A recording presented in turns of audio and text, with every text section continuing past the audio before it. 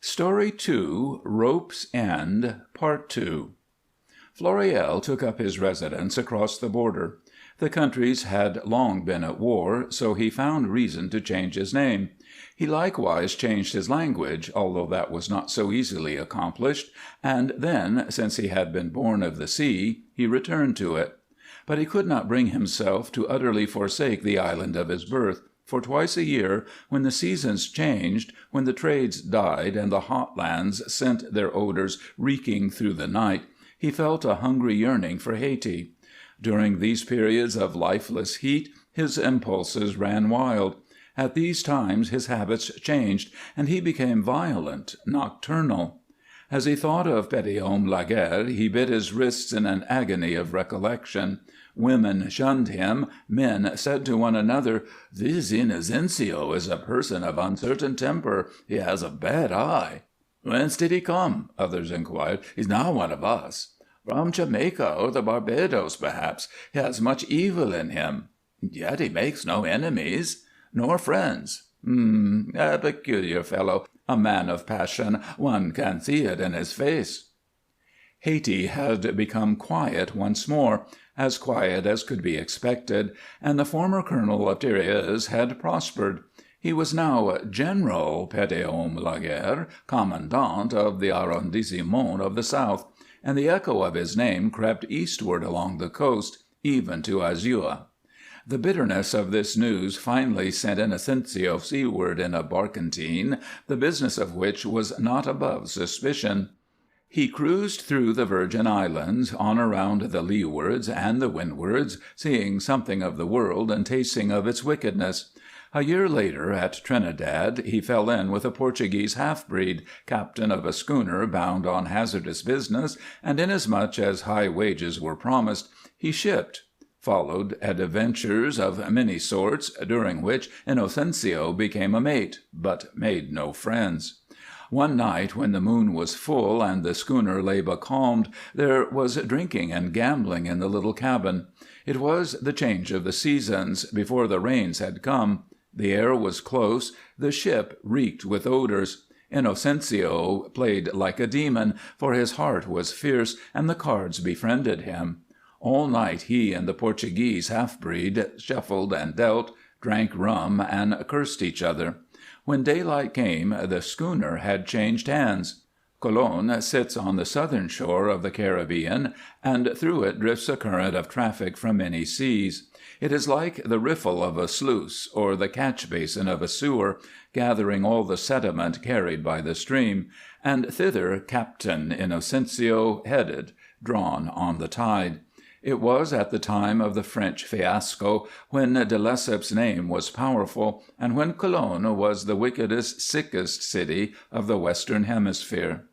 Into the harbor came Inocencio's schooner, pelting ahead of the stiff trade winds that blew like the draft from an electric fan, and there the Haytian stayed, for in Cologne he found work that suited him.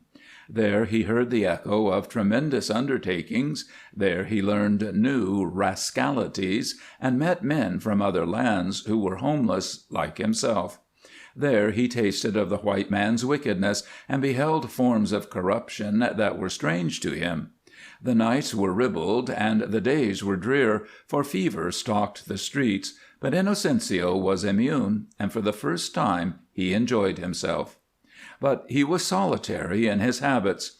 The festering town, with its green-slimed sewers and its filthy streets, did not appeal to him, so he took up his abode on the shore of a little bay close behind, where a grove of palm trees overhung a sandy beach. Just across a mangrove swamp at his back was the city. Before him lay his schooner, her bowsprit pointed seaward. Day and night it pointed seaward like a resolute finger, pointed toward Hayti and Pierrine. In time the mulatto acquired a reputation and gathered a crew of ruffians over whom he tyrannized. There were women in his camp, too, Beaujon, Saint Lucien, and wenches from the other isles, but neither they nor their powdered sisters along the back streets of Cologne appealed to Inocencio very long, for sooner or later there always came to him the memory of a yellow girl with a scar beneath her eye, and thoughts of her brought pictures of a blue and gold negro colonel and an old man hanging by the wrists. Then it was that he felt a slow flame licking at his tendons, and his hatred blazed up so suddenly that the women fled from him, bearing marks of his fingers on their flesh. Sometimes he sailed away and was gone for weeks. When he returned, his crew told stories of aimless visits to the Haytian coast, in which there appeared to be neither reason nor profit, since they neither took nor fetched a cargo. These journeys came at regular intervals, as if there arrived upon the hurrying trades a call that took him northward just before the seasons changed. His helpers retailed other gossip also, rumors of a coming revolution in the Republic, tales of the great general Pédéon Laguerre, who had aims upon the presidency. Inocencio's ears were open, and what he heard stirred his rage. But he was not a brilliant man, and his brain, unused to strategy, refused to counsel him. For 5 years he had studied the matter incessantly, nursing his hate and searching for a means to satisfy it. Then, as if born of the lightning, he saw his way. He consulted a French clerk in the canal offices, and between them they contrived a letter which ran as follows: To His Excellency, General Pédéon Laguerre, Commandant of the Arrondissement of the South, Jacmel, Republic of Haiti. General, the bearer, Inocencio Ruiz of Cartagena, master of the schooner Stella, will consult you upon a matter of extreme delicacy which concerns the sale of 200 rifles. These arms, of latest model, were consigned to this port, but under the existing relations of amity between the French and Colombian governments they cannot be used.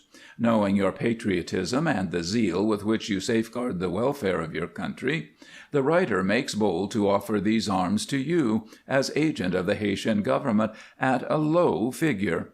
Captain Ruiz, a man of discretion, is empowered to discuss the matter with you at greater length.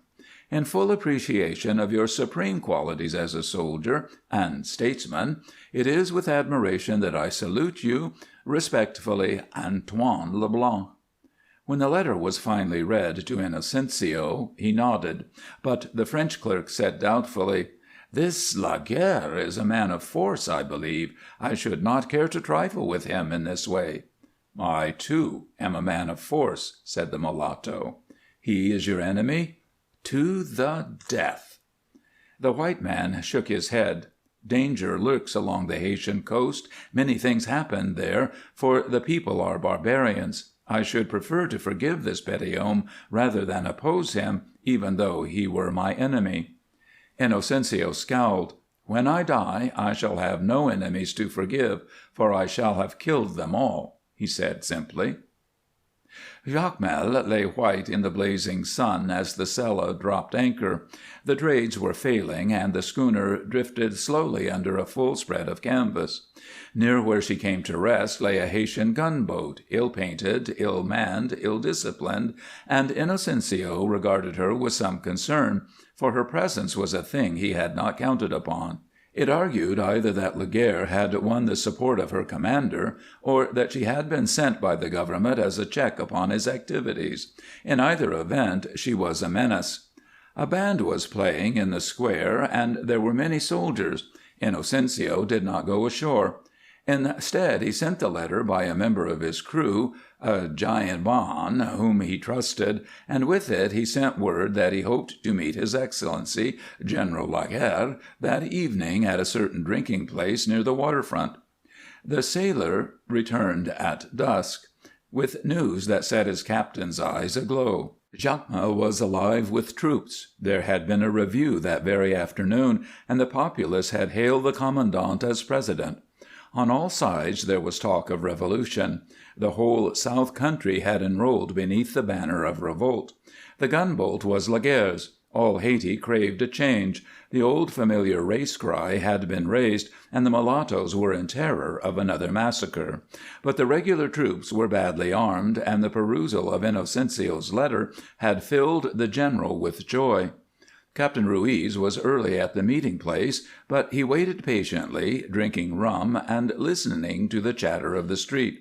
His Spanish accent, his identity as the master of the schooner in the offing, and above all his threatening eyes, won him a tolerance which the warlike blacks did not accord to Haytians of his color. Therefore he was not molested. He soon confirmed his sailor's story. Revolution was indeed in the air. The country was seething with unrest. Many houses already had been burned, sure token of an uprising. The soldiers had had a taste of pillage and persecution. The streets were thronged with them now. Merchants were on guard before their shops. From every side came the sounds of revelry and quarreling. Laguerre arrived, finally, a huge, forbidding man of martial bearing, and he was heralded by cheers. He was much older and infinitely prouder than when Inocencio had seen him. His uniform had been blue at that time, but now it was parrot green. His epaulets were broader, the gold braid and the dangling loops were heavier, and he was fat from easy living. With age and power he had coarsened, but his eyes were still bloodshot and domineering. "Captain Ruiz?" he inquired, pausing before the yellow man. "Your Excellency!" Inocencio rose and saluted. The seaman's eyes were smoldering, but his lips were cold, for he felt the dread of recognition. Time, it seemed, had dulled the sharp outlines of Laguerre's memory, as it had changed the younger man's features, for he continued unsuspectingly, "You are the agent of Monsieur Leblanc, I believe." "The same." "Good. Now, these rifles, you have them nearby?" "Within gunshot, Excellency. They are in the harbor at this moment." Laguerre's face lighted. "Ah, a man of business, this Leblanc. You will fix the price, as I understand it." There followed a certain amount of bickering, during which the general allowed himself to be worsted. He agreed weakly to Inocencio's terms, having already decided to appropriate the God-sent cargo without payment. The latter had counted upon this, and, moreover, he had rightfully construed the light in those bloodshot eyes. "Monsieur le Général must see these rifles for himself, to appreciate them, and he must count them, too, else how can he know that I am not deceiving him? We must observe caution, for there may be spies." Inocencio spoke craftily. "Pah! Spies, Jacmel? Nevertheless, there is a gunboat in the harbor, and she flies the flag of the Republic. My skiff is waiting. We will slip out and back again. In an hour the inspection will be completed. You must see those rifles with your own eyes, Excellency. They are wonderful, the equal of any in the world. No troops can stand before them. They are magnificent." "Oh, come," said Laguerre, rising. "But alone?" Inocencio displayed a worthy circumspection. "This is hazardous business. That warship with the flag of the Republic, my employer is a man of reputation." "Very well." Laguerre dismissed an aide who had remained at a distance during the interview, and together the two set out. "You arrived barely in time, for we march to-morrow," said the general. "At least we march within the week. My defiance has gone forth. My country cries for her defender. There will be bloody doings, for I tell you the temper of the people is roused, and they have no stomach for that tyrant at Port-au-Prince." "Bloody doings!" Inocencio smiled admiringly upon his companion. "And who could cope with them better than yourself? You have a reputation, Excellency. The name of Petithomme Laguerre is known, even in my country." "Indeed!" The black general's chest swelled.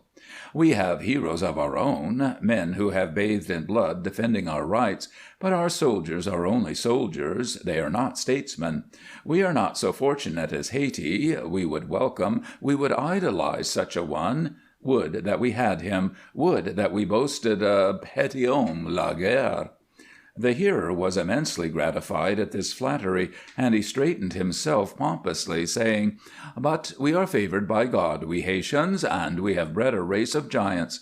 We have gained our proud position among the nations at the price of blood.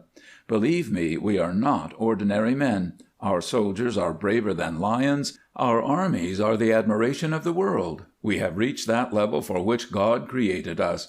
It requires strong hands to guide such a people. My country calls. I am her servant." The moon was round and brilliant as they walked out upon the rotting wharf. All wharves in Hayti are decayed. The night had grown still, and through it came the gentle whisper of the tide, mingled with the babble from the town. Landowners combined with the pungent stench of the harbor in a scent which caused Inocencio's nostrils to quiver and memory to gnaw at him. He cast a worried look skyward, and in his ungodly soul prayed for wind, for a breeze, for a gentle zephyr which would put his vengeance in his hands. He had dropped anchor well offshore, hence the row was long, but as they neared the Stella a breath came out of the open. It was hot, stifling, as if a furnace door had opened, and the yellow man smiled grimly into the night. The crew were sleeping on the deck as the two came overside, but at sight of that glittering apparition of green and gold they rubbed their eyes open and stared in speechless amazement. They were reckless fellows, fit for any enterprise, but Inocencio had learned to keep a silent tongue, so they knew nothing of his present plans. They heard him saying, "Into the cabin, Monsieur le Général, if you will be so good. It is dark, yes, but there will be light presently. And then a sight for any soldier's eyes, something that will gladden the heart of any patriot." They went below, leaving the sailors open-mouthed. "A miserable place, Excellency," came the soft voice, "but the cause. For Hayti one would suffer. A match, if you will be so kind. The lamp is at your hand." The skylight glowed a faint yellow, then was brightly illuminated. "For Hayti one would endure much." There followed the sound of a blow, of a heavy fall, then a loud, ferocious cry, and a subdued scuffling, during which the crew stared at one another. The giant Bayan crept forward finally, and was met by Inocencio emerging from the cabin. The captain was smiling, and he carefully closed the hatch before he gave orders to make sail. The breeze was faint, so the schooner gathered headway slowly, but as the lights of Jacmel and of the anchored gunboat faded out astern, Inocencio sat upon the deck-house and drummed with his naked heels upon the cabin wall. He lit one cigarette after another, and the helmsman saw that he was laughing silently. Dawn broke in an explosion of many colors. The sun rushed up out of the sea as if pursued. Night fled, and in its place was a blistering day, full grown. The breeze had died, however, and the Stella wallowed in a glassy calm, her sails slatting, her booms creaking, her gear complaining to the drunken roll. The slow swells heeled her first to one side, then to the other. The decks grew burning hot. No faintest ripple stirred the undulating surface of the Caribbean. Afar, the Haytian hills wavered and danced through a veil of heat. The slender topmast described long, measured arcs across the sky, like a schoolmaster's pointer. From its peak the halyards whipped and bellied. "Captain!" The Bayan waited for recognition. "Captain!" Inocencio looked up finally. "There, beyond Jacmel, there is smoke. See, we have been watching it." The mulatto nodded. "The smoke of a ship." "Ah, a ship!" Inocencio smiled, and the negro recoiled suddenly. All night long the master of the Stella had sat upon the deck-house, staring at the sea and smoking. At times he had laughed and whispered to someone whom the helmsman could not see, but this was the first time he had smiled at any member of his crew. In fact, it was the first time the sailor had ever seen him smile. The Bayan withdrew and went forward to consult with his fellows. They eyed their employer curiously, fearfully, for much had happened to alarm them, not the least of which had been a furious commotion from below. Frightful curses had issued from the cabin, threats which had caused their limbs to tremble, but they had affected the captain like soothing music. It was very strange. It caused the sailors to look with concern upon that thin, low streamer in the distance. It led them to go aft in a body finally and speak their minds. "The smoke is growing larger," they declared, and Inocencio roused himself sufficiently to look. "It is the warship. We are pursued. Who is this big man below?" "He is a friend of mine, Petithomme Laguerre." "Laguerre? What did I tell you?" exclaimed the 'Bajan breathlessly. "What shall we do?" one of them inquired in a panic. "That smoke! The wind has forsaken us." He shuffled his bare feet uncomfortably. "We will be shot for this." Inocencio tossed away his cigarette and rose. He lifted his eyes aloft. The slim topmast arrested his attention as it swept across the sky, and he watched it for a moment. Then to the giant sailor he said, "You will find a new rope forward. Make it fast to the end of this halyard, and run it through yonder block." He slid back the hatch and descended leisurely into the cabin. Laguerre was sitting in a chair with his arms and legs securely bound, but he had succeeded in working considerable havoc with the furnishings of the place, as well as with his splendid uniform. His lips foamed, his eyes protruded at sight of his captor. A trickle of blood from his scalp lent him a ferocious appearance. Inocencio seated himself, and the two men stared at each other across the bare table. Laguerre spoke first, his tongue thick, his voice hoarse from yelling. Inocencio listened with fixed, unwavering gaze. "You tricked me neatly," the former raved. "You are a government spy, I presume. The government feared me. Well, then, it was bold work, but you will listen to what I say now. We will settle this matter quickly, you and I. I have money. You can name your price." The hearer curled his thin lips. "So you have money. You offer to buy your life. Old Julien had no money. He was poor." Petithomme did not understand. "I am too powerful to remain in prison," he declared. "The president would not dare harm me. No man dares harm me, but I am willing to pay you. All Haiti could not buy your life, Laguerre." Some tone of voice, some haunting familiarity of feature set the prisoner's memory to groping blindly. At last he inquired, "Who are you?" "I am Floréal." The name meant nothing. Laguerre's life was black. Many Floréals had figured in it. "You do not remember me?" "No, and yet perhaps you will remember another, a woman. She had a scar just here." The speaker laid a tobacco-stained finger upon his left cheekbone, and Laguerre noticed for the first time that the wrist beneath it was maimed as from a burn. It was a little scar, and it was brown in the candlelight. She was young and round, and her body was soft. The mulatto's lean face was suddenly distorted in a horrible grimace, which he intended for a smile. "She was my wife, Laguerre, by the church, and you took her. She died, but she had a child, your child."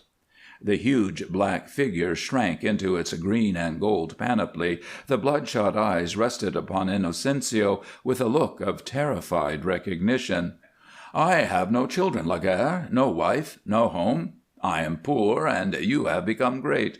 There was an old man whom you stretched by the wrists in the moonlight. Do you remember him? And the old woman, my mother, whom one of your soldiers shot? Maximilian did it, but I killed him, and Congo. And now there is only you." "That was long ago." The prisoner rolled his eyes desperately. His voice was uncertain as he whined, "I am rich, richer than anybody knows." "Others had more money than we, eh?" The general nodded. "Perrien is dead, and you would have been the president. It is well that I came in time." Again Captain Ruiz smiled, and the corpulent soldier was shaken loosely, as by an invisible hand. "Come now, your friends are approaching, and I must prepare you to greet them." He untied the knots at Laguerre's ankles, then motioned him toward the cabin door. That streamer of smoke had grown. It was a black smudge against the sky when the two gained the deck, and at sight of it the general shouted, "My ship, the gunboat! Oh, if harm comes to me—" Inocencio took one end of the new rope which had been run through the block at the masthead and knotted it about his prisoner's wrists. Then, with his knife, he severed the other bonds. "Give way," he ordered. The crew held back, at which he turned upon them so savagely that they hastened to obey. They put their weight upon the line. Laguerre's arms were whisked above his head. He felt his feet leave the deck. He was dumb with surprise, choked with rage at this indignity, but he did not understand its significance. "Up with him, in a rush!" cried the captain, and hand over hand the sailors hauled in, while upward in a series of jerks went Petithomme Laguerre.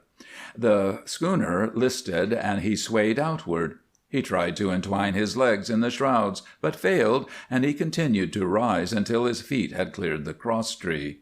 "Make fast," Inocencio ordered. Laguerre was hanging like a huge plumb bob now, and as the schooner heeled to starboard he swung out farther and farther, until there was nothing beneath him but the glassy sea.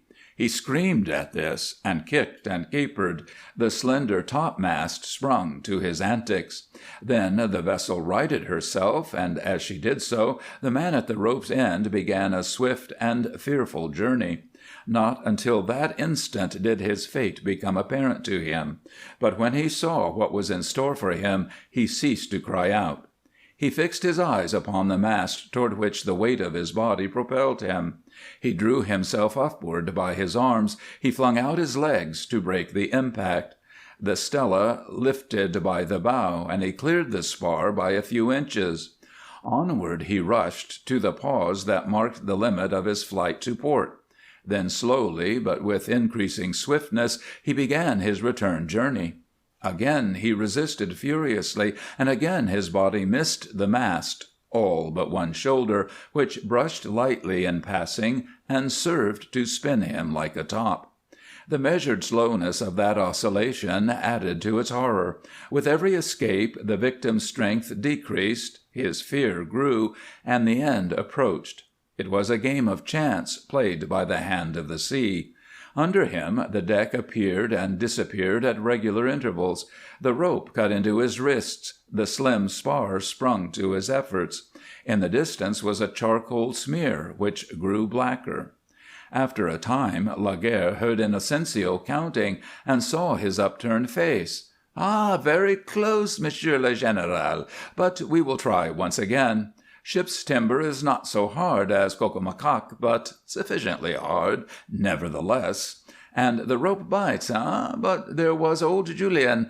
What, again? You are always lucky. His flesh was cold and his bones brittle, yet he did not kick like you. If Peregrine were here to see this, what a sight! The liberator of his country. God's blood, Laguerre, the sea is with you. That makes 5 times. But you are tiring, I see. What a sight for her, the hero of 100 battles, dangling like a strangled parrot. It is not so hard to die, monsieur. A cry of horror arose from the crew, who had gathered forward, for Petithomme Laguerre, dizzied with spinning, had finally fetched up with a crash against the mast. He ricocheted, the swing of the pendulum became irregular for a time or two, then the roll of the vessel set it going again. Time after time he missed destruction by a hair's breadth, while the voice from below jibed at him. Then once more there came the sound of a blow, dull, yet loud, and of a character to make the hearers shudder. The victim struggled less violently. He no longer drew his weight upward like a gymnast, but he was a man of great vitality. His bones were heavy and thickly padded with flesh. Therefore they broke one by one, and death came to him slowly. The sea played with him maliciously, saving him repeatedly, only to thresh him the harder when it had tired of its sport. It was a long time before the restless Caribbean had reduced him to pulp, a spineless, boneless thing of putty, which danced to the spring of the resilient spruce. They let him down finally, and slid him into the oily water overside, but the breeze refused to come, and the Stella continued to wallow drunkenly. The sky was glittering, the pitch was oozing from the deck. In the distance the Haytian mountains scowled through the shimmer. Inocencio turned toward the approaching gunboat, which was very close by now, a rusty, ill-painted, ill-manned tub. Her blunt nose broke the swells into foam. From her peak depended the banner of the Black Republic, symbolic of the motto, Liberty, Equality, Fraternity. The captain of the Stella rolled and lit a cigarette, then seated himself upon the cabin roof to wait. And as he waited he drummed with his naked heels and smiled, for he was satisfied. End of Story 2, Part 2.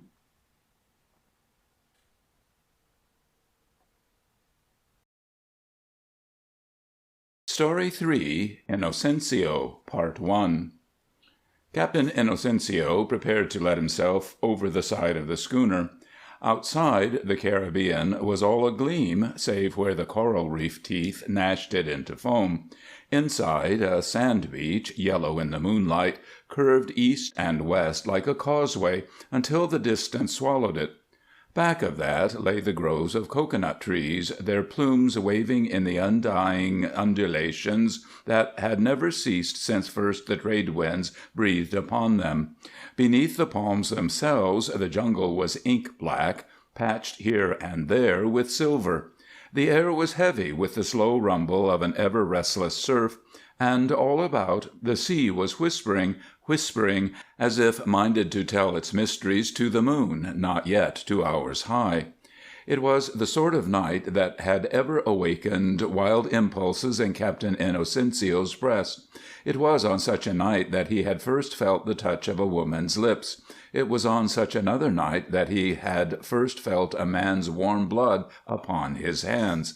That had been long ago, to be sure, in far Haiti, and since that time both of those sensations had lost much of their novelty, for he had lived fast and hard, and his exile had plunged him into many evils.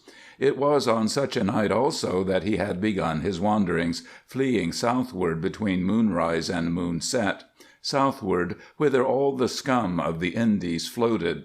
But even to this day, when the full of a February moon came round with the fragrant salt trades blowing and the sound of a throbbing surf beneath it, the sated, stagnant blood of Captain Inocencio went hot, his thin mulatto face grew hard, and a certain strange exultance blazed within him. His crew had long since come to recognize this frenzy, and had they now beheld him, poised half-nude at the rail, his fierce eyes bent upon the forbidden shore, they would have ventured no remark. As it happened, however, they were all asleep, all three of them, and the captain's lip curled scornfully. What could black men know about such subtleties as the call of moonlight? What odds to them if yonder palm fronds beckoned? They had no curiosity, no resentfulness, otherwise they too might have dared to break the sandblast law. It was 4 years now since he had begun to sail this coast, and even though he was known on every quay and bay from Nombre de Dios to Tiburon, and even though it was recognized that the Señor Bill Williams paid proper price for cocoa and ivory nuts, his head trader had never beaten down the people's distrust. On the contrary, their vigilance had increased, if anything, and now, after 4 years of scrupulous fair dealing, he, Captain Inocencio, was still compelled to sleep offshore and under guard like any common stranger. It had made the Haytian laugh at first, for who would wish to harm a San Blas woman with the streets of Colon but 100 miles to the west? Then, as the months crept into years, and for voyage after voyage he never saw a San Blas woman's face, he became furious. Next he grew angry, then sullen, and a sense of injury burned into him. He set his wits against theirs, but invariably the sight of his schooner's sails was a signal for the women to melt away. Invariably, when night came and he and his blacks had been herded back aboard their craft, the women returned, and the sound of their voices served to fan the flame within his breast.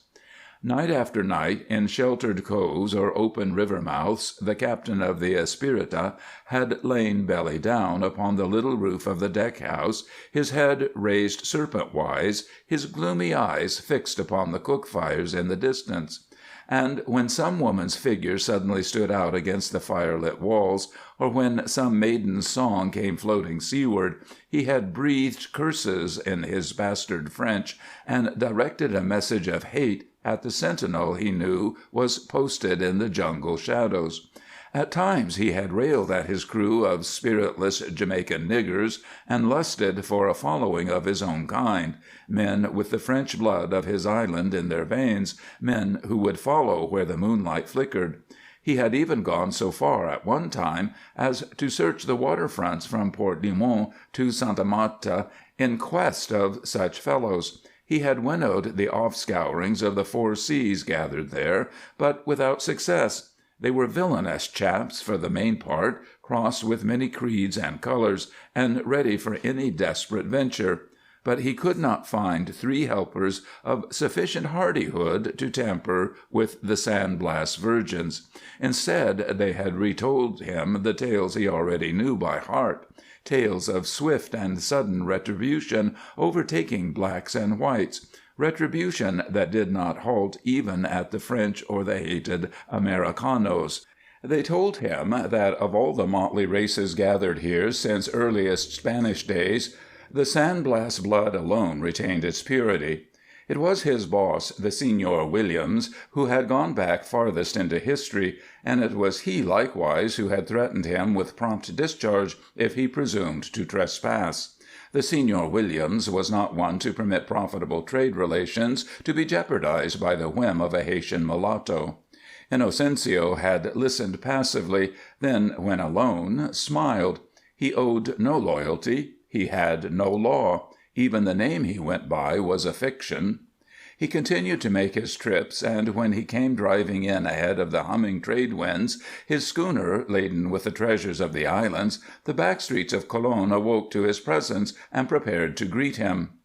But however loud the music in the cantinas, however fierce the exultation of the liquor in him, however wild the orgy into which he plunged, he could never quite drown the memory of those sleepless vigils far to the eastward. Ever in his quiet moments he heard the faint song of San Blas women, wafted by the breath of the sea. Ever in his dreams he saw the slim outlines of girlish figures black against a flaring campfire. 4 years this thing had grown upon him, during which he had haunted the San Blas coast, and then one night he slipped overside and swam ashore. It was not so dangerous as it seemed, for once he had gained the shelter of the jungle, no less than a pack of hounds could have followed him, inasmuch as the thickets were laced by a network of trails that gave forth no sound to naked souls, and the rustling branches overhead, played upon by the never-ceasing breeze, drowned all signal of his presence. Once he had defied the tribal law, he knew no further peace. It was like the first taste of blood to an animal. Thereafter Inocencio, the outlaw, whose name was a symbol of daring, became a jackal prowling through the midnight glades, tasting the scent of the villages, and staring with hungry eyes from just beyond the shadow's edge. Rather, he became a panther, for in his caution was no cowardice, only a feline patience. Village after village he hunted, until he had marked his prey. Then he waited to spring. To be sure, he had never spoken with the girl, nor even seen her clearly, but the sound of her voice made him tremble. To accomplish even this much had taken many trips of the Espirita, had meant many sleepless nights, and some few tense moments when only the shadows saved him from betrayal. There had been times, for instance, when the quick simulation of a wild pig's grunt, or the purr of El Tigre, had served to explain the sound of his retreat. Other times, when he had stood motionless in the shadows, the evil rust-red blade of his machete matching the hue of his half-nude body. Tonight he crouched behind the deck-house and ran his eyes over the schooner in one final glance of caution. It was well that all should be in readiness, for the moment of his springing might come within the hour, or if not tonight, then tomorrow night, or a week, a month, a year from tonight, and then a tackle fouled or a block jammed might spell destruction. He thrust his head through a loop of the leathern scabbard and swung the huge knife back until it lay behind the crease between his shoulders. Then he seized the port stay and let himself softly downward overside. The water rose to his chin. Without a ripple he glided into the moonlight astern, and a moment later his round black head was no more than a piece of bobbing drift borne landward by the current. Down past the village he swam, noting the rows of dugouts on the beach. He saw a blot in the big mahogany cayuca, a great canoe hewn from one priceless trunk, and recognized it for the Sentinel. On he floated, then worked his way ashore behind the little point. Once he felt the hard, smooth sand beneath his soles, he waited until a cloud obscured the moon, and when the light broke through again he was dripping underneath a wide-leaved breadfruit tree at the jungle's edge. Removing the machete from his neck, he wrung the water from his cotton trousers. Over his head a night-bird croaked hoarsely. The girl was at her father's house, tending a fire on the dirt floor. It was a large house, for the old man was rich in daughters, and by the San Blas rule their husbands had come to live with him. He had waxed fat long ago on their labors, and now only his youngest one remained unmarried. But the ceremony was set. Inocencio had heard the news upon his arrival 3 days before, and had grudgingly bought a big store of tortoise-shell from the groom-to-be, knowing full well that the money was intended for the wedding celebration. Marquinha was the fellow's name, a straight, upstanding youth who more than once had excited the Haytian's admiration for his skill with a canoe. But since that day the latter had regarded him with smoldering eyes. The big thatched roof, with its bark-floored loft, stood on post, blackened by the smoke of many feasts. There were no walls. The jungle crept close to it from the rear, and hence the watcher could witness every movement of the girl as she passed between the hammocks or stooped to her task. He could see, for instance, the play of her dark round shoulders above the neck of her shift. He ground his yellow teeth and gripped the moist earth with the soles of his naked feet as a tiger bares its claws before the leap. It was very hard to wait. For an hour he stood there. Once a dog came to him and sniffed, then, recognizing a frequent visitor, returned to the house and resumed its slumber beside the fire. From the houses beyond came the sound of voices, of a child crying querulously, and of a woman quieting it. People came and went.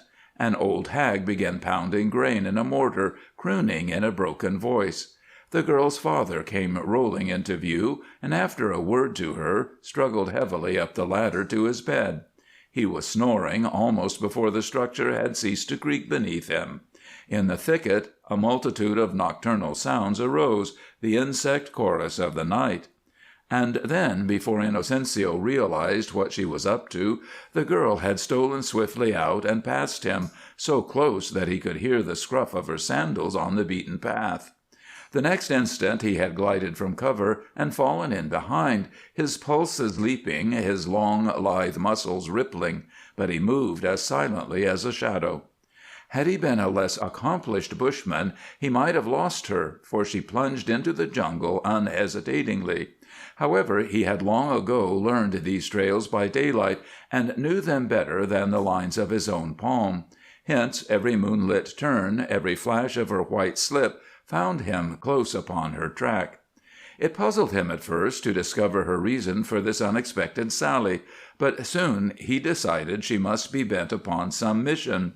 Then, when he saw that she purposely avoided the village and was bending toward the open palm grove abreast of his anchorage, he knew she must be going to a tryst. So Marquinha was the sentinel. That fellow in the mahogany cayuca was her lover. Inocencio, the dissolute, felt a flame of rage suffuse him. When at last his quarry emerged into the mysterious half-light under the high roof of palms and paused, he strode after her. She gave the melancholy call of the night bird that had sounded in the breadfruit tree over his head earlier in the evening. Then, seeing him close beside her, uttered a little cry of pleasure. Not until he was too near for flight did she discover her mistake, and then she seemed to freeze. Her utter silence was more menacing than a scream. It was the instant for which he had schooled himself, so he spoke to her in her own tongue. "Make no outcry. I will not harm you." She drew back, at which he laid his great bony hand upon her, his eyes blazing. She was deathly frightened, being little more than a child. "I have waited for you many nights," he explained. "I feared you would never come." Then, as she continued to stare up at him uncomprehendingly, he ran on. "I am Inocencio, the traitor. Every night I have watched you at your work. I want you for my woman." Her voice had forsaken her utterly, but she struggled weakly, so he tightened his grip until his fingers sank into her flesh. She began to gasp as if from a swift run. The open neck of her garment slipped down over one shoulder. Her eyes were distended until he saw them ringed about with white. The terror of this tall, yellow man with the hungry eyes robbed her of power, and she let him drag her toward the lapping water, as if she were no more than some weak, wild thing that he had trapped. Of course she knew him, for while the San Blas law may banish women, it cannot blind them, and she too had studied him from concealment. Although his words had made no impression whatever upon her, his grasp and the direction he was drawing her had at last translated what was in his mind. Then she burst into life, but she made no outcry, for it takes strength to scream, and every atom of her force was directed against his. She began to moan. Her every muscle writhed. With her free hand she tore at his entwining fingers, but they were like jungle creepers that no human strength could serve to loosen. And all the time he drew her with him, speaking softly. Then she felt him pause, and her distracted vision beheld another figure entering the shadows from the shore. She called to her lover hoarsely, and saw him halt at the strange note, peering inward for a sight of her. She voiced words now, for the first time, crying, "The stranger! The stranger!" Then, hearing the scrape of her captor's machete as he drew it from its scabbard, she renewed her struggle more fiercely. Captain Inocencio held the girl at his left side until the last moment, balancing the great knife blade as if to try his arm. Then, when the Indian was close upon him, coming straight as a dart, he freed himself. A slanting moonbeam showed Marquinhas' ferocious visage and his upraised weapon, but the Haytian met the falling blow with a fierce upward stroke that once before had done him service. It was the stroke that had made him an exile years before. Inocencio's physical strength had ever been his pride, if also his undoing. Above all things he prided himself upon the dexterity and vigor of his wrist. His early training on that blood-red Caribbean isle, and a later life in thicket and swamp, had served to transform the cumbrous native weapon into a thing of life at his hands. More than once, for instance, he had harried a serpent until it struck, for the mere satisfaction of severing its head in mid-course, and now he felt the wide blade enter flesh.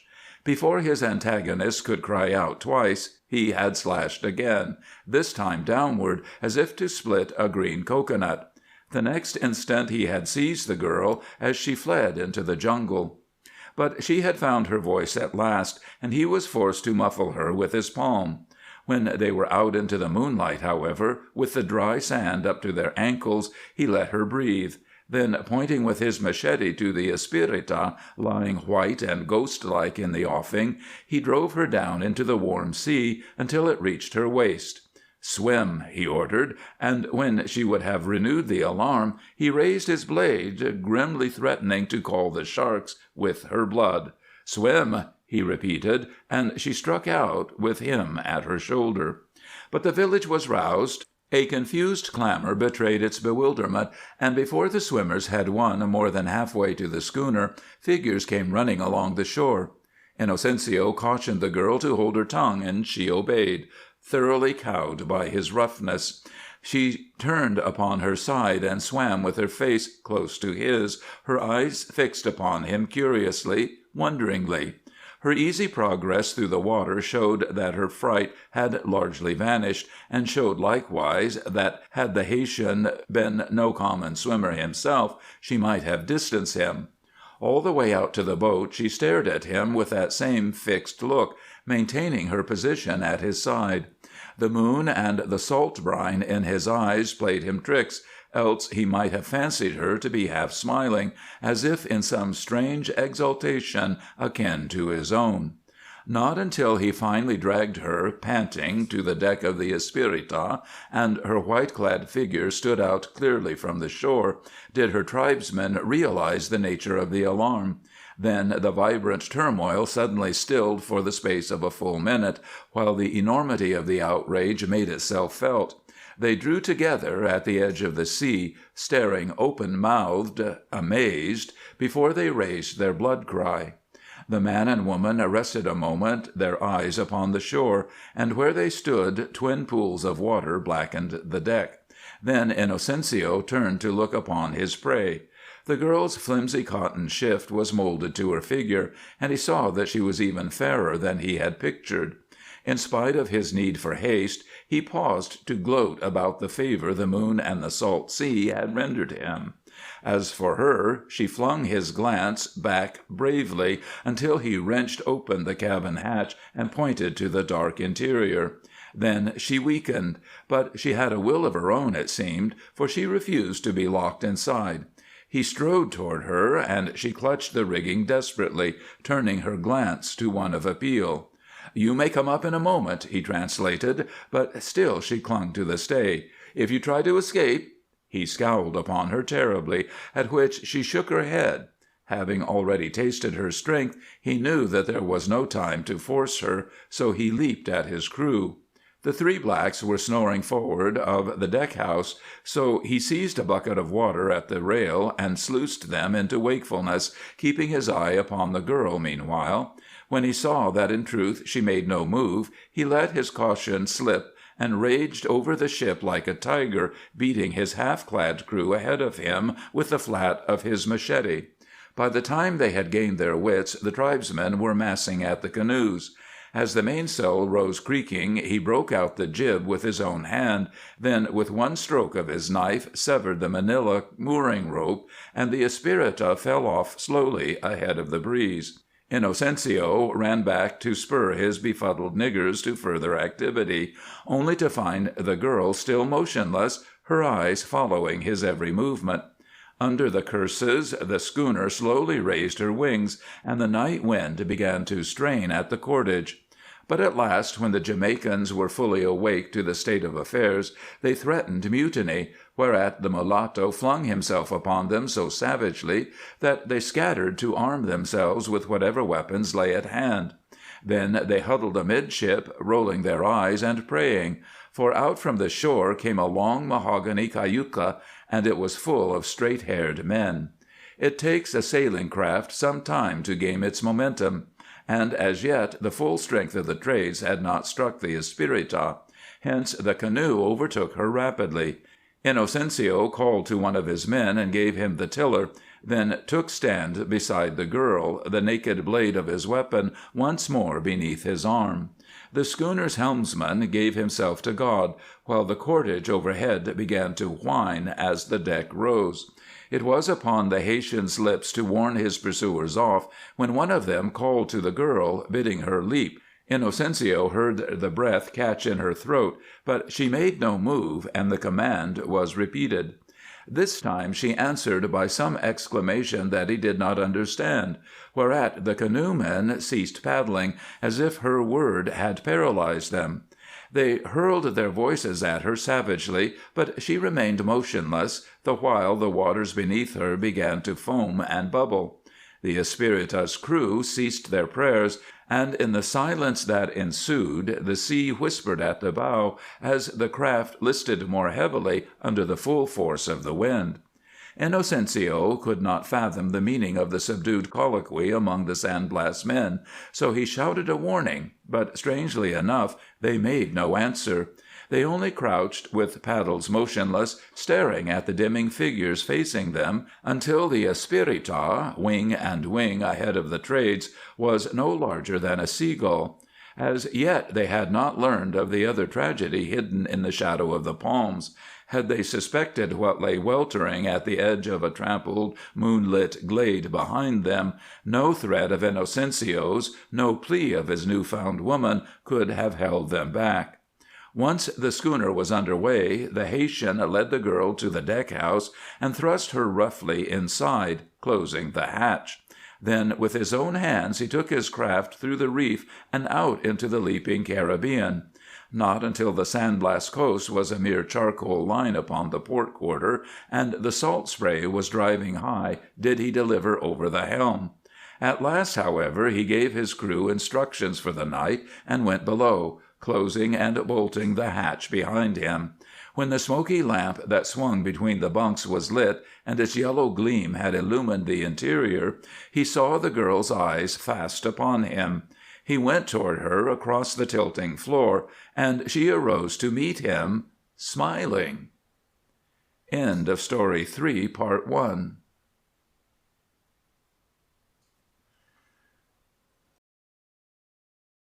Story 3, Inocencio, Part 2.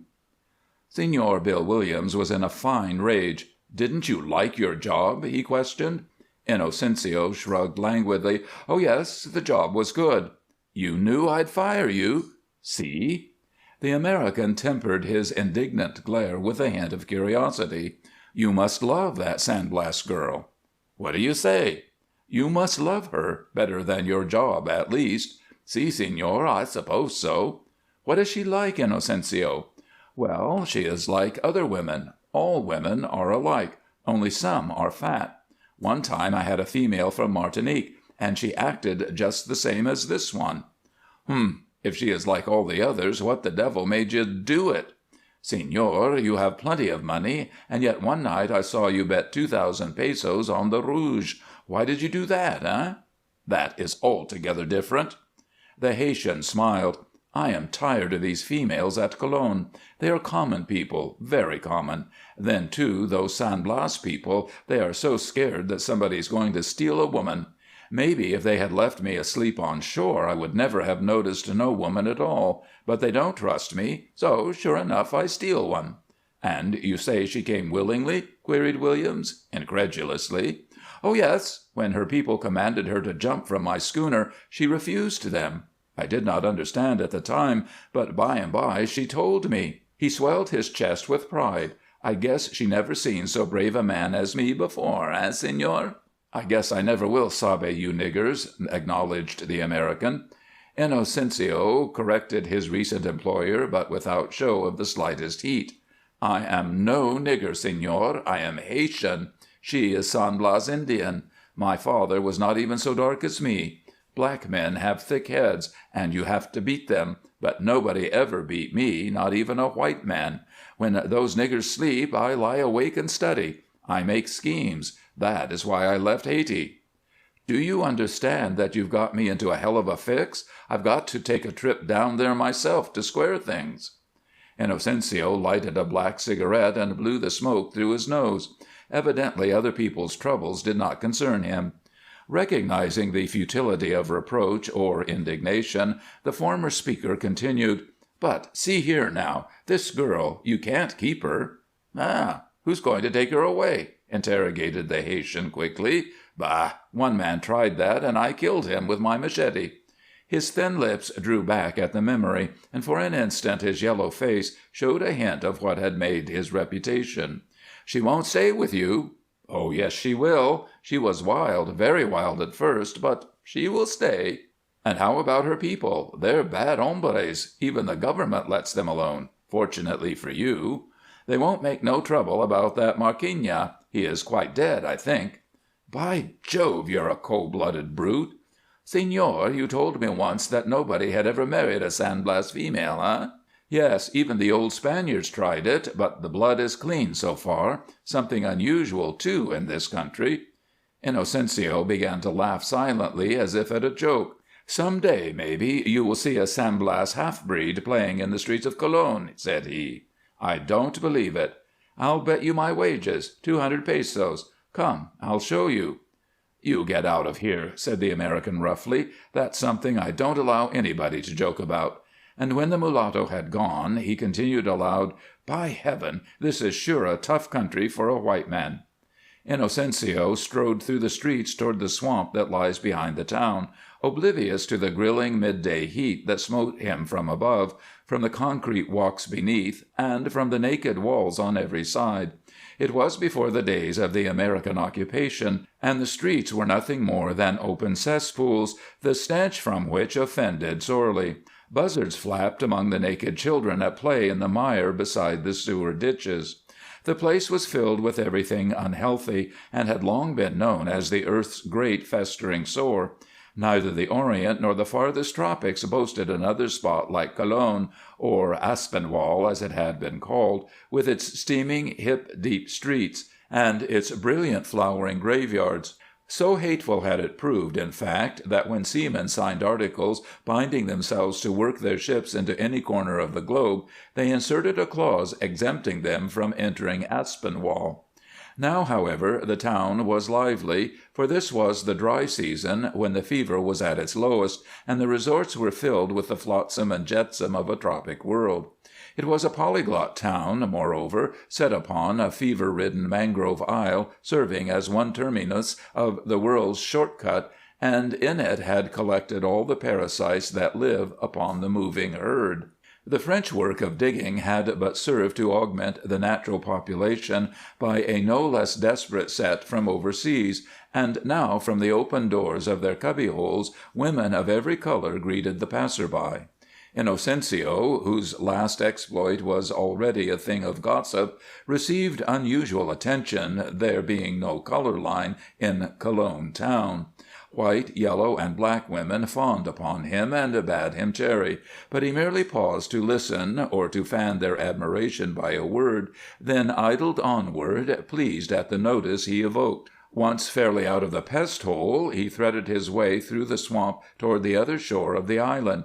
Blue land crabs scuttled among the mangrove roots at his approach. The place was noisy with the hum of insects. On every hand the heated mud gave forth a sound like the smack of huge, moist lips. But on the other side he came into a different domain. Here the sea breeze banished the hovering miasma. The shore was of powdered coral sand, a litter of huts drowsed beneath a grove of cocoa palms, while a fleet of cayucas lay moored to stakes inside the breakers or bleaching in the sun. Captain Inocencio was a person of some importance here, for besides his occupation as a trader, he exacted toll from a score or more of lazy blacks. They were a lawless crew, gathered from the remotest corners of the Indies, composed of Jamaicans, Bayans, and St. Lucians, all reared to easy life and ripe for such an occasional crafty pilgrimage as Inocencio might devise. They had gathered around him naturally, paying him scant revenue, to be sure, yet offering a certain loyalty that had its uses. Although the village was but a mile from the town itself, Inocencio's word was law. When the Colombian soldiers were called upon to visit the spot, they came in numbers, never singly. The girl was seated on the rickety porch of his cabin, her feet drawn under her, her chin upon her knees. The other women were gossiping loudly, staring at her from a distance, but her black eyes only smoldered sullenly. He swore at the curious negro wenches, and sent the girl about her household duties, then stretched himself in the shade and eyed her complacently until he fell asleep. It was a week later that one of his men came to him breathlessly to announce that the San Blas Indians were in the town. "How many?" queried Inocencio. "4 boatloads." "Did they come to trade?" "Oh, yes, boss." This was no unusual thing, for they often displayed their little cargoes of nuts and fruits and vegetables upon the waterfront. Inocencio rose lazily and stretched, then, calling the woman, explained the tidings to her. "I will go see them," he announced finally. "Oh, boss," cried the black man, "they will kill you." He shrugged his brawny shoulders and, thrusting the machete beneath his arm, took the trail out through the mangrove swamp. Straight to the Colon waterfront he went, and there flaunted himself before the men from down the coast. Here and there he strolled, casting back their looks of hatred with a bravado that attracted all the idlers in the neighborhood. Wenches nudged one another and tittered nervously, pointing him out and telling anew the story of his daring. Men watched him with wondering admiration, and he heard them murmuring, "Oh, that Inocencio! El diabolo! And so brave! He would fight an army! See the great arms of him, and the eye like a tiger!" It was the keenest pleasure he had ever tasted. As for his enemies, they kept their silence. They bartered their stock, and, having made their purchases, raised sail and scudded away down the coast whence they had come. Inocencio got drunk that night, for who could withstand the lavish flattery that poured from every cantina up and down the length of Bottle Alley? Who could resist the smiles of the chalk-faced females of Cash Street, all eager to laud his bravery? Some time before morning he reeled into his shack beneath the palms to find the woman waiting fearfully. He cursed at her for staring at him so, and fell upon his bed. In the months that followed he seldom lost an opportunity of showing himself to the San Blas men when they came to town, but in time this pleasure palled, as all others had, for the woman's kindred seemed incapable of resentment. Gradually, also, he became accustomed to her presence, and spent much of his time among the women of Cash Street. On one occasion he returned from an orgy of this sort to find her talking to one of his men, a young Barbadian with a giant frame. It was only by accident, due to the liquor in him, that his hand went wild, and he missed killing the fellow. Then he beat the woman unmercifully. Chancing to meet the Señor Williams on the street some time later, he said, "Buenos dias, señor. You see, Captain Inocencio is still alive, and the woman has not run away." His former employer grunted, as if neither phenomenon were worthy of comment. "I've heard how you rub it into those San Blas fellows," Williams remarked. "I can't understand why they never avenged Marquina." "Bah! They have heard of me," said the Haytian boastfully. Then, with a grin, "You remember our bet, señor." "I never made you a bet," the American denied hotly, "but I've a mind to. I've been here 10 years, and I think I know those people." 200 pesos. "You'll never have a child by her. They won't allow it. They'll get her, and you too, in ample time. I tell you, their blood is clean." 200 pesos that she brings me a San Blas half-breed within 2 months, smiled the mulatto insolently. And Williams exclaimed, "I'll do it. It's worth 200 silver to see a miracle." "Bueno, I'll bring him to you when he comes." Thereafter Inocencio gave over beating the woman. Back at the little settlement beyond the swamp, the coming event did not pass without comment, and although the black women were kind to their straight-haired neighbor, she never made friends with them, nor did she ever accompany Inocencio to town.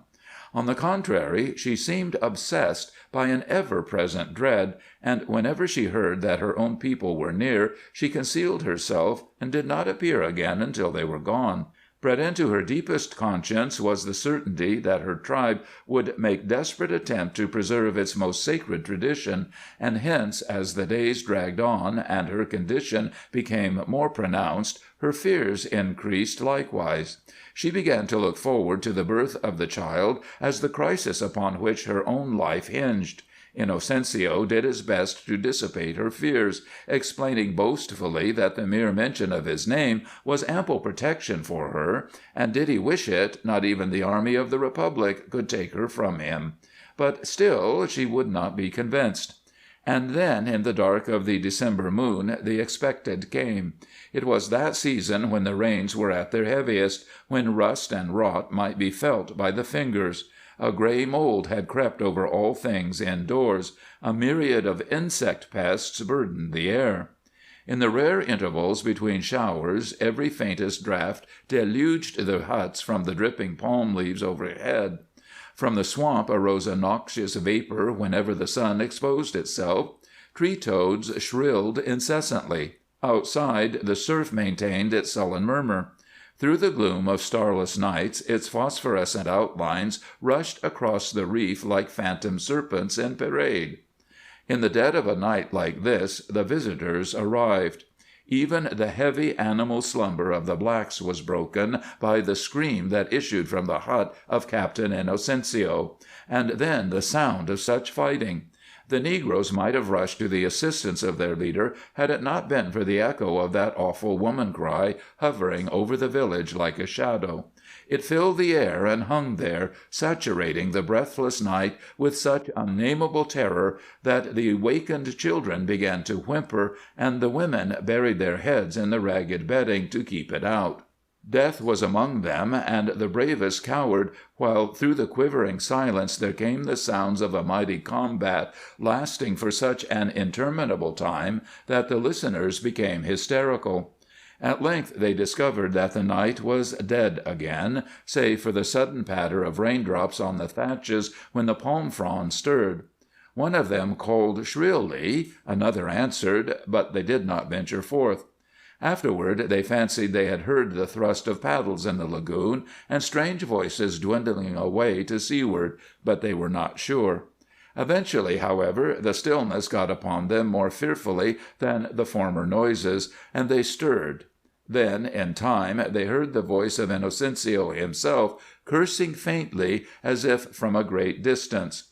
A light showed through the cracks of a hut, and Nicholas, the least timid, emerged with a lantern held on high. He summoned the rest around him, then went toward the black shadow of Inocencio's dwelling, with a score of white-eyed, dusky faces at his shoulder. The door was down, and from the threshold they could see what the front room contained. It was Nicholas who, with clattering teeth and nerveless fingers, dragged a blanket from the bed and covered the woman's figure. It was he who traced the feeble voice to the wreck of a room behind and strove to lift Inocencio out of the welter in which he lay. But the Haytian blasted him with curses for opening his wounds, so they propped him against the wall by his direction and bound him about with strips torn from the mattress. Then he called for a cigarette, and its ashes were upon his breast when the French doctor arrived from the hospital on the point. When the white man's work was done, the mulatto addressed him weakly. "Will monsieur do me a great favor?" "Certainly." "Monsieur is acquainted with the American, Señor Williams?" "Oui." "Will monsieur le docteur please to tell him that Captain Inocencio has won his wager?" "I don't understand." "Listen. In the room yonder, under the bed, monsieur will find a little boy baby rolled up in a blanket. The woman heard them at the door, and she was just in time. Oh, she knew they would be coming." The French doctor nodded his comprehension. "But your wife herself," said he. "Perhaps when you are well again you can have your vengeance. The soldiers will—" "Bah! What is the use?" interrupted Inocencio. "The world is full of women." Then, strangely enough, he bared his yellow teeth in a smile of rarest tenderness. "But this boy of mine, they came to kill him, monsieur, and to show that the San Blas blood cannot be crossed. But the woman was too quick of wit. They did not find him, praise God. Le docteur has seen many children, perhaps, but never a child like this." He ran on with a father's tender boastfulness. "Monsieur will note the back and the legs of him, and see he did not even cry, poor little man. Oh, he is like his father for bravery. He will be my vengeance, for he has the San Blas blood in him. He will be a man like me, too. Bring him to me quickly. I must see him again." He was still babbling fondly to the negroes about him when the doctor reappeared, empty-handed. "The child is dead," said the white man simply. In the silence Inocencio rose to a sitting posture. His fierce eyes grew wild with a fright that had never been there until this moment. Then, before they could prevent him, he had gained his feet. He waved them aside and went into the room of death, walking like a strong man. A candle guttering beside the open window betrayed the utter nakedness of the place. With one movement of his great bony hands he ripped the planks of the bed asunder and stared downward. Then he turned to the east, and, raising his arms above his head, gave a terrible cry. He began to sway, and even as the doctor leaped to save him, he fell with a crash. It was Nicholas who told the priest that the French doctor would not let them move him, for he lay upon his face at the feet of the San Blas woman, his arms flung outward like the arms of a cross. End of Story 3, Part 2.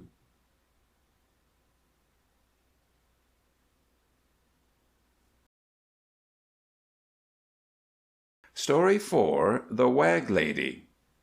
Her real name was June. Well, the rest doesn't matter, for no one ever got beyond that point. It was the Scrap Iron Kid who first bore news of her coming to the Wag boys. Knowing him for a poet, they put down his perfervid description as the logical outpouring of a romantic spirit. Reddy summed it up neatly by saying, "The kid has fell for another quilt, that's all." "I ain't fell for no frill," the Kid stoutly declared. "I've saw too many to lose me out. This gal's a thoroughbred." "Another recruit for Simons, I suppose," Llewellyn yawned. "I'll drop in at the theater and look her over." "Ah, she ain't no actor, either," Scrap Iron declared. "She's going to start a hotel." "Bah, if she's as good-looking as you claim, some Swede will marry her before she can buy her dishes." "Sure, they must all pull something like that to start with," said the dummy, who was a woman-hater. "Then, when you've played 'em straight, they h'ist the pirate's flag and go to palmin' percentage checks in some dance-hall." But again the idealistic Scrap Iron Kid came stubbornly to the defense of the newcomer. The argument was growing warm when Thomasville and the Swede entered with 2 caddies of tobacco which they had managed to acquire during the confusion at the waterfront, thus ending the discussion. There were 6 of the Wag boys, 6 as bold and unscrupulous gentlemen as the ebb and swirl of the northern gold rush had left stranded beneath the rim of the Arctic, and they had joined forces, drawn as much perhaps by their common calling as by the facilities thus afforded for perfecting any alibis that a long and lonesome winter might render necessary. Nor is it quite correct to state that they were stranded, for it takes more than the buffets of a stormy fate to strand such men as the Dummy and George Llewellyn and the Scrap Iron Kid and their 3 companions. Llewellyn was the gentleman of the outfit, owing to the fact that the polish of an early training had not been utterly dulled by a 4 years' trick at Deer Lodge Penitentiary. The Dummy had gained his name from an admirable self-restraint which no third-degree methods had ever served to break. Thomasville was so called because of a boyish pride in his Georgia birthplace, while Reddy and the Swede—but this is the story of the Wag Lady, and we digress. To begin with, June was young, with a springtime flush in her cheeks, and eyes as clear as glacier pools. Yet, with all her youth and beauty, she possessed a poise that held men at a distance. She also had a certain fearlessness that came, perhaps, from worldly innocence, and was far more effective than the customary brazenness of frontier women. She went ahead with her business, asking neither advice nor assistance, and almost before the Wag boys knew what she was up to, she had leased the P.C. warehouse near their cabin and had carpenters changing it into a bunkhouse. In a week it was open for business. On the second night after, it was full. Then she built a tiny cabin near her hotel and proceeded to keep house for herself, sleeping daytimes and working nights. "Say, she's coinin' money," the Scrap Iron Kid advised his companions some time later. "She's got 50 bunks at $1 apiece, and each one is full of Swede. You ought to drift by in a business hours. It sounds like a sawmill." "If she's gettin' the money so fast, why don't you grab her, Kid?" inquired Llewellyn. "You cut that out," snapped the former speaker. "There ain't nobody going to grab that dame. I'd croak any guy that made a crack at her, and that goes." Seeing a familiar light smoldering in the Kid's eyes, Llewellyn desisted from further comment, but he made up his mind to become acquainted with June at once. Now, while he succeeded, it was in quite an unexpected manner, For before he had formulated any plan, Thomasville came to him with a proposition that drove all thoughts of women from his mind, and sent them both out to the mines shortly after dark, each provided with a 6-shooter and a bandana handkerchief with eye-holes cut in it. Jane had returned to her cabin the following morning and was preparing for bed, when she heard a faltering footstep outside. She glanced down at her money sack filled with the nice receipts of her hotel, then at the fastenings of her door. She knew that law was but a pretense and order a mockery in the camp, but the next instant she slid back the bolt and let in a flood of morning sunlight.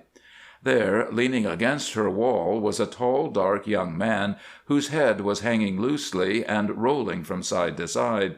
His hair beneath the gray Stetson was wet, his boots were sodden and muddy. One arm was thrust limply into the front of his coat, as if paralyzed. She saw that the sleeve was caked with blood. Even as she spoke, he sagged forward and slid down at her feet. She was not the sort to run for help, and so, taking him under the armpits, she had him on her bed and his sleeve cut away before he opened his eyes.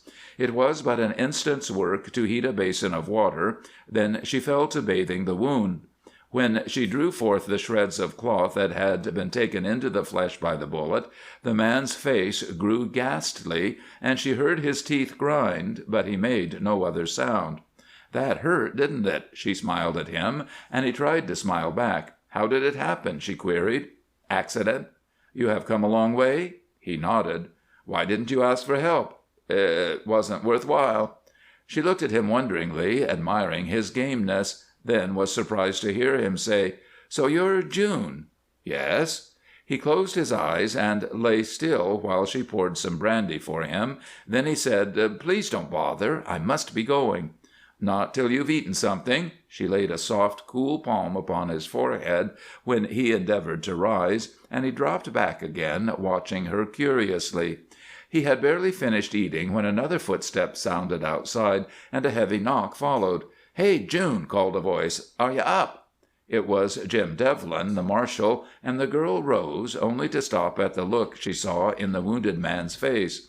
His dark eyes had widened. Desperation haunted them.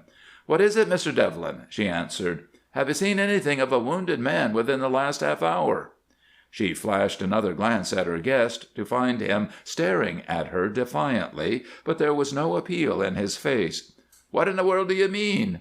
"There was a hold-up at Anvil Creek and some shooting. We're pretty sure one of the gang was hit, but he got away. Pete, the waterman, says he saw a sick-looking fella crossing the tundra in this direction. I thought you might have noticed him."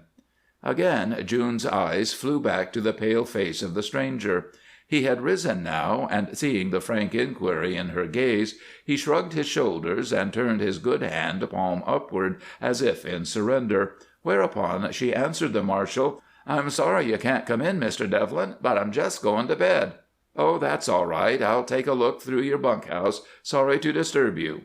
When the footsteps had died away, the stranger moistened his lips and asked, "Why did you do that?"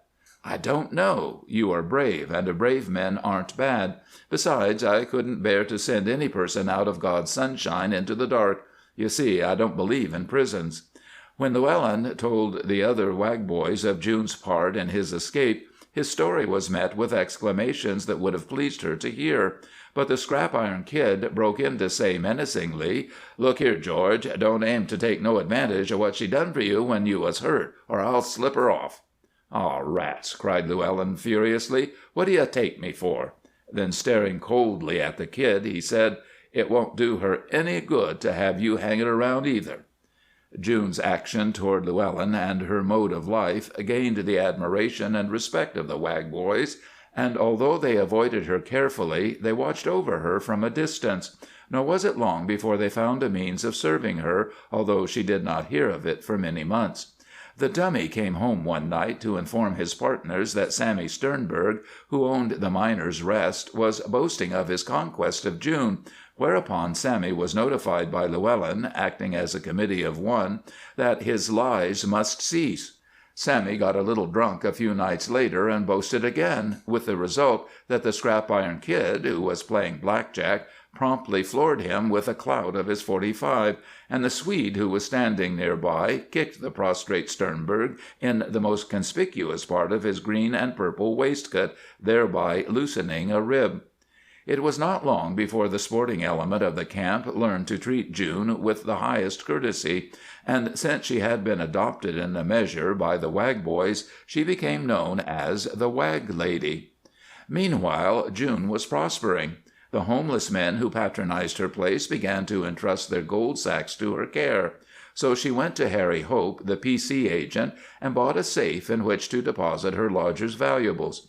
Frequently thereafter she sat guard all night over considerable sums of money, while the owners snored peacefully in the big back room.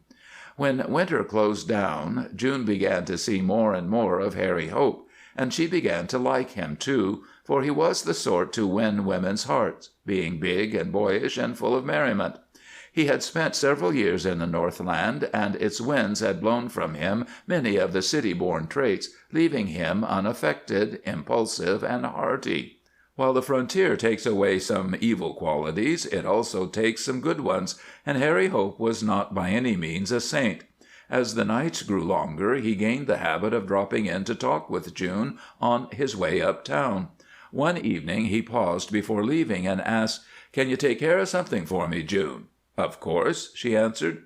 He flung a leather wallet into her lap, laughing. "You're the banker for the community, so lock that up overnight, if you please." "Oh," she gasped, "there are thousands of dollars. I'd rather not." "Come, you must. I didn't get it in time to put it in the company safe, and if I carry it around somebody will frisk me." "Where are you going?" "Down to Sternberg's. I'm going to outguess his faro dealer. This is my lucky night, you know." Realizing full well the lawlessness of the camp, June felt a bit nervous as she laid the money away. In the course of the evening, however, she gradually lost her fears. Some time after midnight, when the big front room of the bunkhouse was empty, the outside door opened, emitting a billow of frost out of which emerged two men. They were strangers to June, and when she asked them if they wished the beds, they said no. They backed up to the stove and began staring at their surroundings curiously. It had never been June's practice to forbid any man the comfort of her coal-burner, even though he lacked the price for a bed, but remembering the money in her safe, she sharply ordered these two out. Neither man stirred. They blinked at her in a manner that sent little spasms of nervousness up her spine. "I tell you, it's too late. You can't stay." "That's too bad," said one of them. He crossed toward the desk behind which she sat, at which she softly closed the heavy safe door. It gave out a metallic click, however, which caused the fellow's eyes to gleam. "That safe ain't locked, eh?" he inquired. "Yes, it is," she lied. He smiled as if to put her at her ease, but it was an evil leer and set her heart to pounding violently. She was tempted to cry out and arouse her lodgers, but merely flung back the fellow's glance defiantly. The stranger ran his eye over the place and then said, "I guess we'll set a while." Drawing a chair up beside the door, he motioned to his partner to do the same. They tilted back at their ease, and June fancied they were listening intently. For a half hour, an hour, they sat there, following her every movement, now and then exchanging a word in a tone too low for her to hear. She was well-nigh hysterical with the strain of waiting when she saw both men lower the front legs of their chairs and rise together. The next instant the door swung violently yet noiselessly inward, and a masked man with a gun in his hand leaped out of the night. Another man was at his heels, and they covered her simultaneously. Then a most amazing thing occurred. June's mysterious visitors pounced upon them from behind. There was a brief, breathless struggle, and the next instant all four swept out into the snow amid a tangle of arms and legs. Followed the sounds of a furious scuffle, of heavy blows, curses, and groans, and then a voice. "Beat it now, or we'll croak the two of you, and peddle the word that no rough stuff goes here. Do you get that?" There was the impact of a boot planted against flesh, and the next instant June's deliverers had re-entered and closed the door. One of them was sucking a wound in the fleshy part of his hand where a falling revolver hammer had punched him, but he inquired in a thoroughly businesslike tone, "Got a little hot water, June?" June emerged weakly from behind her desk. "Well, what does it all mean?" "Oh, it's all right. They won't trouble you no more." "They came to rob me, and you knew it?" "Sure. Harry Hope got full and told about leaving $8,000 with you, so we beat him to it." "But why didn't you say so? You frightened me." "We wasn't sure they'd try it, and we didn't like to work you up." "Please, who are you?" "Us? Why, we're Wag boys. Llewellyn's our pal. I'm Charlie Fitzhugh. They call me the Dummy. And this is Thomasville." Thomasville nodded and mumbled greetings without removing his thumb from his mouth, whereupon June began to express her gratitude. But thanks threw the Wag boys into confusion, it seemed, and they quickly bade her an embarrassed good night. Now that they had removed the weight of obligation that had rested upon them, the Wags became more neighborly. Llewellyn and the Scrap Iron Kid called to explain that the Dummy in Thomasville had broken all rules of friendship by hogging the spotlight, and to express their own regret at having been absent during the attempted hold-up. June was eating her midnight lunch when they came, and after they had left, Llewellyn said, "She didn't have any butter, Kid. Notice it?" "Sure. Butter's pillock. Rothstein cornered the supply, and he's holding it for a raise." "Where does he keep it?" "In that big tent back of his store, along with his other stuff." Now the Wag boys did nothing by halves. About dusk the following day the Rothstein watchman was accosted by a stranger who had just muched in from the creek. The two gossiped for a moment, then, as the stranger made off, he slipped and fell, injuring himself so painfully that the watchman was forced to help him down to Kelly's drug store. Upon returning from his labor of charity, the watchman discovered, to his amazement and horror, that during his absence 2 men had entered the tent by means of a 6-foot slit in the rear wall. They had brought a sled with them, moreover, and had made off with about $500 worth of Rothstein Hart's blood, labeled Cold Brook Creamery Extra Fine. The next morning, when June returned to her cabin, she found a case of butter. A few days later the Dummy discovered a string of ptarmigan hanging beside the rear door of a restaurant, and, desiring to offer June some delicate little attention, he returned after dark and removed them. As ptarmigan were selling at $5 a brace, he was careful to protect the girl. He sat on the back steps of the restaurant and picked the birds thoroughly, scattering the feathers with a careless hand. Scarcely a day passed that June did not receive something from the Wags, but of course she never dreamed that her gifts had been stolen. As for her admirers, it was the highest mark of their esteem thus to lay at her feet the choicest fruits of their precarious labors, and although they were common thieves, nay, worse than that, they stole rather from love of excitement than for hope of gain, and the more fantastic the adventure, the more it tickled their distorted fancies. They were most amusing, and June grew to like them immensely. She began to mother them in the way that pleases all women. She ruled them like a family of wayward children, she settled their disputes, and they submitted with subdued, though extravagant, joy. She asked Llewellyn once about that wound in his arm, but he lied fluently, and she believed him, for she was not the kind to credit evil of her friends. Once they had received encouragement, they fairly monopolized her. She was never safe from interruption, for the Wag boys never slept. They came to her cabin singly and collectively at all hours of day or night, during her absence or during her presence, and they never failed to leave something behind them. Roddy was a good cook, but he loathed a stove as he loathed a policeman, yet he donned an apron, and at the cost of much profanity and sweat produced a chocolate cake that would have done credit to a New England housewife. Furthermore, it bore June's name in a beautiful scroll surrounded by a chocolate wreath, and she found it on her bed when she came home one morning. Chancing to express a liking for oysters in the hearing of the Scrap Iron Kid, she mysteriously received a whole case of them when she knew very well that there were none in camp. Of course, she did not dream that in securing them the Kid had put his person in deadly peril.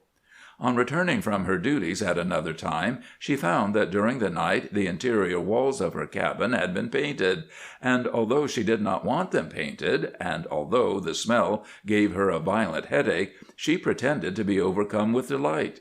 In order to beautify her little nest, Reddy had burgled a store and stolen all the paint there was of the particular shade that pleased his eye. Now, the Wag boys pretended to be carefree and happy as time went on. In reality, they were gnawed by a secret trouble. It was June's growing fondness for Harry Hope. After careful observation, they decided that the P.C. agent would not do at all. He was too wild. He had undeniably lost his head and was gambling heavily, tempted perhaps by the lax morality of the camp and the license of good times. It was the dummy who finally proposed a means of safeguarding June's wandering affections. "Somebody's got to split her away from this Hope," he declared. "It's up to us, and Llewellyn's the only one in her class." The Scrap-Iron Kid's face assumed an ugly yellow cast as he inquired quietly, "Do you mean George is to marry her?" "Hardly," exploded the dummy. "Just toll her away." "Why shouldn't I marry her?" Llewellyn demanded. "I can think of 5 reasons," the Kid retorted. He tapped his chest with his finger. "Here's one, and there's the other 4." He pointed to the other Wag boys. "Do you think we'd let you marry her? Huh! I'd sooner marry her myself." Llewellyn ended the discussion by stamping out of the cabin, cursing his partners with violence. Business of the P.C. Company took Harry Hope to Council City in February, so the Wags felt easier, but only for a time. They found that June was grieving for him and were plunging into deep despair until Scrap-Iron came home with the explanation that the lovers had quarreled before parting. It was a signal for a celebration, during which Reddy cooked wildly for a week, making puddings and pies and pastries, most of which were smuggled into June's cabin. Thomasville journeyed out to a certain roadhouse run by a Frenchman and returned with a case of eggs wrapped up in a woolen comforter. It required the combined perjury of the other Wags to prove an alibi for him, but June had an omelet every morning thereafter.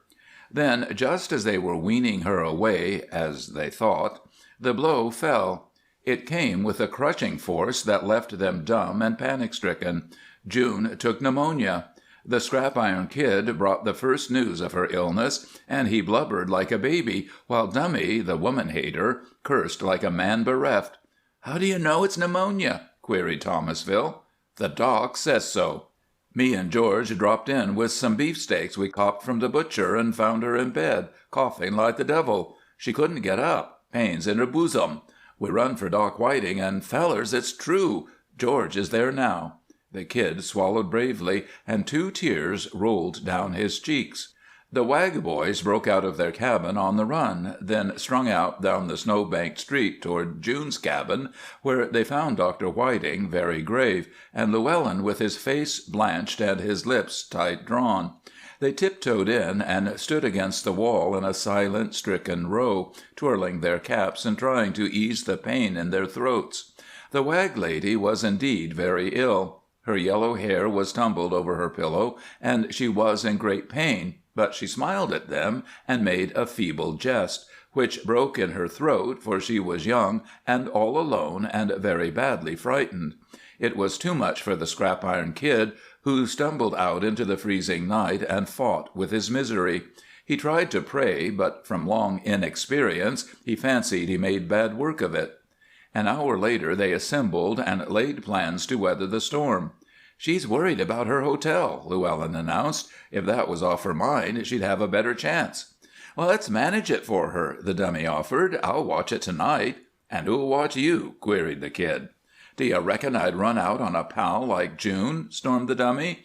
Whereat Scrap-Iron assured him he was positive that he would not, for the very good reason that he and Reddy would take care that no opportunity offered. "You run the joint like you say, and we'll look out her game for her. Then to-morrow night the other 3 can do it. We'll take turns and turn about, and them that's off shift will nurse her. I've been thinking now, if only we knowed something about women folks." "I've been married once or twice, if that's any good," Thomasville ventured to confess, whereupon he was elected head nurse by virtue of his experience, and accordingly they went to work. Dr. Whiting had promised to secure a woman to care for the sick girl, but women were scarce that winter, and he was only partly successful, so the greater portion of the responsibility fell upon the Wags. He also spoke of removing June to the excuse for a hospital, but they would not hear to this, and so the battle for her life began. It was a battle, too, for she grew rapidly worse and soon was delirious, babbling of strange things which tore at the hearts of the Wag boys.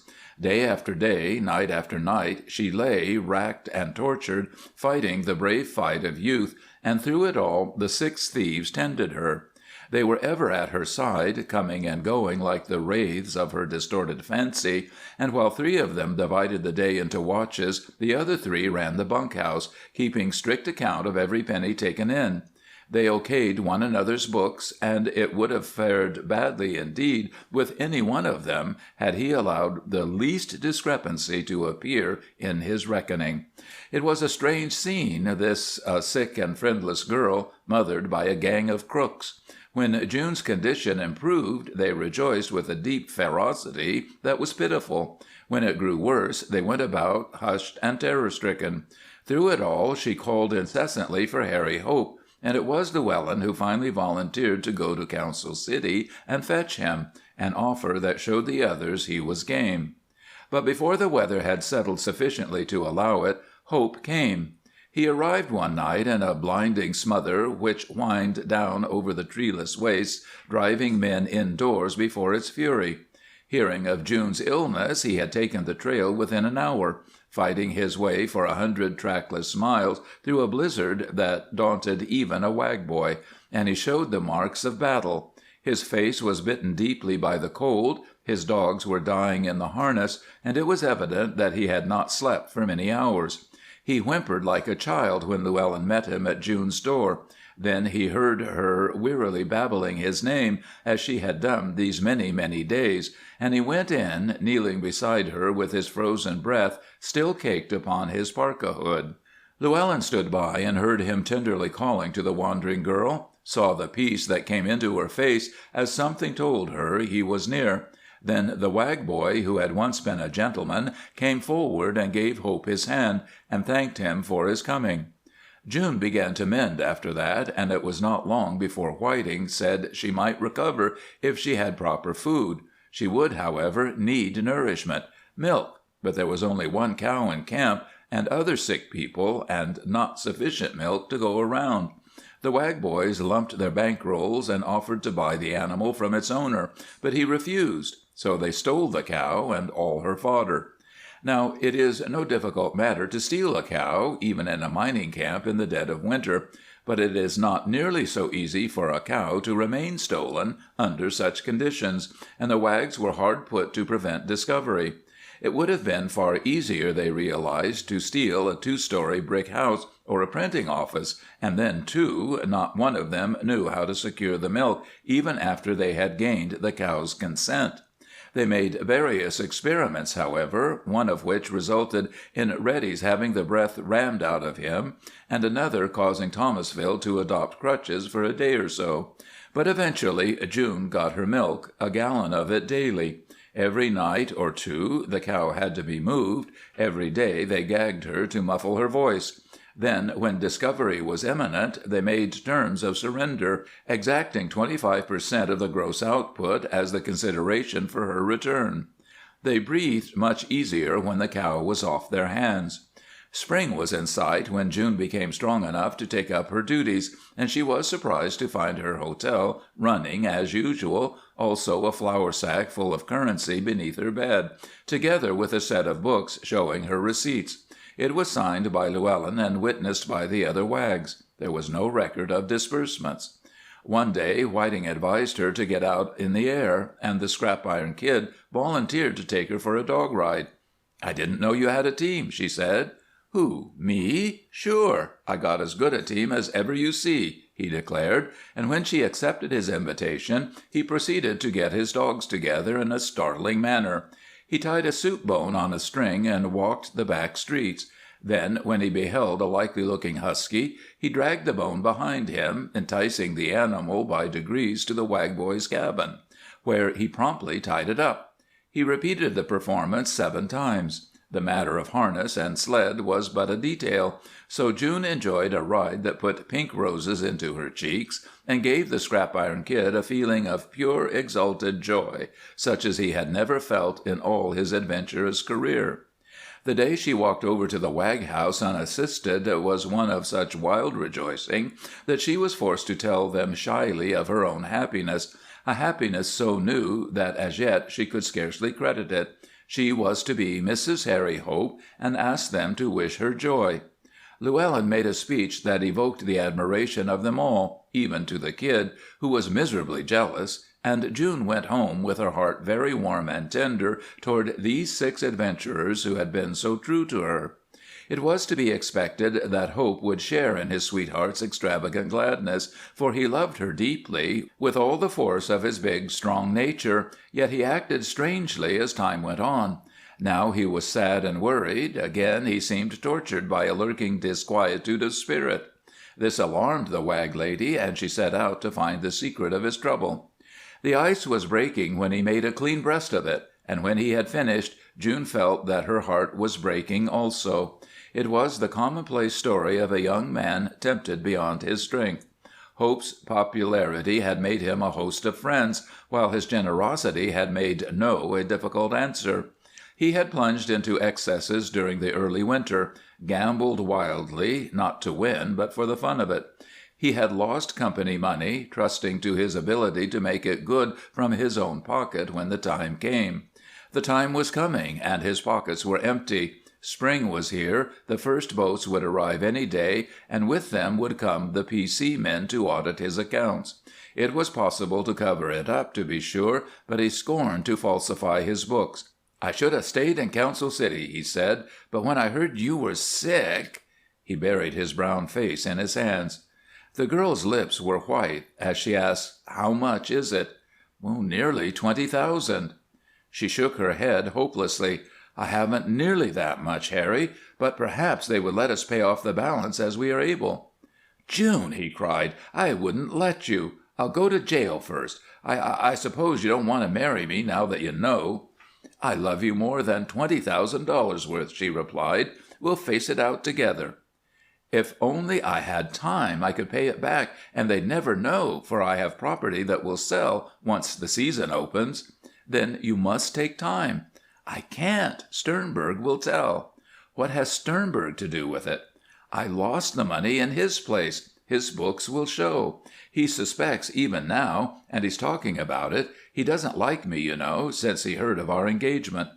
The days fled swiftly by. The hills thrust their scarred sides up through the melting snow. The open sea showed black beyond the rim of anchor ice. As nature awoke and blossomed, June faded, and shrank until she was no more than the ghost of her former self. Then one day smoke was reported upon the horizon, and the town became a bedlam, for the door of the frozen north was creaking on its hinges, and just beyond lay the good, glad world of men and things. June could stand it no longer, so she told her sorrow to Llewellyn, who had half guessed it anyhow, and he in turn retold it to his fellow Wags. The Scrap Iron Kid was for killing Hope at once, and argued that it was by far the simplest way out of June's trouble, carrying with it also an agreeable element of retribution. Hope had hurt the Wag lady, therefore the least atonement he could offer was his blood. But Dummy, the foxy old alibi man of the outfit, said, "I've got a better scheme. Hope wants to do the right thing, and June'll make him if she has a chance. The company will get its coin, she'll get her square guy, and nobody'll be hurt, provided he has time to swing himself. The ace in the hole is Sammy Sternberg. He's got the books. Now, what's the answer?" "Steal the books," chorused the Wags, and Dummy smiled. "Why, sure." "You can't stick up no saloon full of roughnecks and sleepers," said Scrap Iron. "Sammy catches his books in the safe when he's off shift, and we can't blow the safe 'cause the joint never closes."